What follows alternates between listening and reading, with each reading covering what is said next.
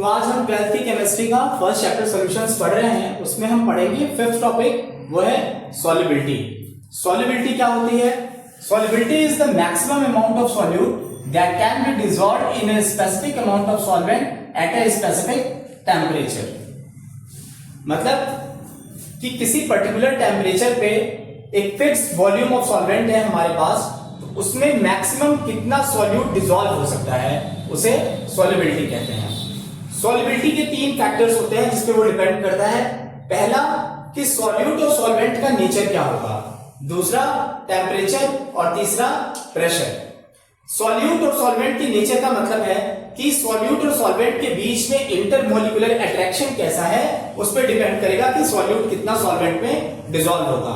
Intermolecular attractions ये हमारा 11th का टॉपिक है। बेसिकली जैसे वॉन डेर वाल्स फोर्सेस हैं, ये एक तरह का इंटरमोलिकुलर अट्रैक्शन है। पोलर पोलर बॉन्डिंग है, पोलर नॉन पोलर बॉन्डिंग है, नॉन पोलर बॉन्डिंग है, हाइड्रोजन बॉन्डिंग है।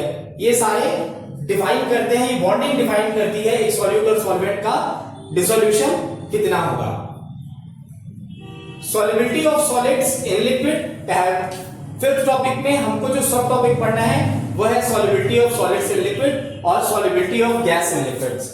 Solubility of gas in liquids में हम हेनरीज लॉ पढ़ेंगे, जो हम फर्स्ट टॉपिक को कवर करने के बाद फिर आगे बढ़ेंगे। तो solubility of solids in liquid. Solubility of solids in liquid में हमारा सॉल्यूट सॉलिड होगा, सॉल्वेंट लिक्विड होगा। अगर सॉल्यूट पोलर है और सॉल्वेंट भी पोलर है तो डिसोल्यूशन इजीली हो जाएगा और सॉल्यूशन बनेगा।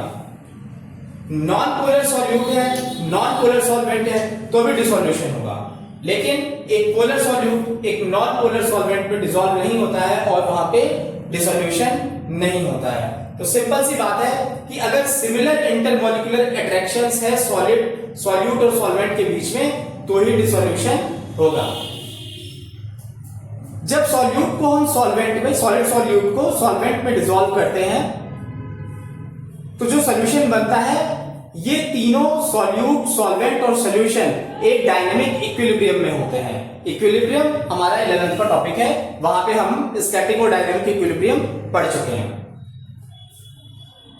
जब सॉल्वेंट में सॉल्यूट एक मैक्सिमम अमाउंट तक ही डिसॉल्व हो सकता है, एक पर्टिकुलर टेम्परेचर पे, एक पर्टिकुलर वॉल्यूम ऑफ सॉल्वेंट में, एक particular amount of solute maximum amount है, उसके बाद वो सॉल्यूट सॉल्वेंट में डिसॉल्व नहीं होता है। ऐसे सॉल्यूशन को सैचुरेटेड सॉल्यूशन कहते हैं। सैचुरेटेड सॉल्यूशन वो सॉल्यूशन होते हैं जिसमें सॉल्यूट मैक्सिमम अमाउंट तक फिल हो चुका है, सॉल्वेंट में डिसॉल्व हो चुका है। अनसैचुरेटेड सॉल्यूशंस क्या होते हैं? वो सॉल्यूशंस जहां पे सॉल्यूट अभी और सॉल्वेंट में डिसॉल्व होकर के सॉल्यूशन बना सकते हैं, उन्हें अनसैचुरेटेड सॉल्यूशन कहते हैं। ये जो डायनेमिक इक्विलिब्रियम है, ये डायनेमिक इक्विलिब्रियम टेम्परेचर और प्रेशर पे डिपेंड करता है। और शिफ्ट इक्विलिब्रियम जो टेम्परेचर के बढ़ाने या घटाने से होता है, वो हम डिसाइड करते हैं ली-चैटलर्स प्रिंसिपल से। ये भी हमारा 11th का टॉपिक है। एक बार ली-चैटलर्स प्रिंसिपल को यहां पे अप्लाई करके देखते हैं। अगर हमारा change in heat of solution या delta H of solution greater than 0 है तो वो एंडोथर्मिक होगा। और ऐसे सॉल्यूशन में जब हम टेम्परेचर इंक्रीज करेंगे तो सॉल्युबिलिटी इंक्रीज हो जाएगी। जब हम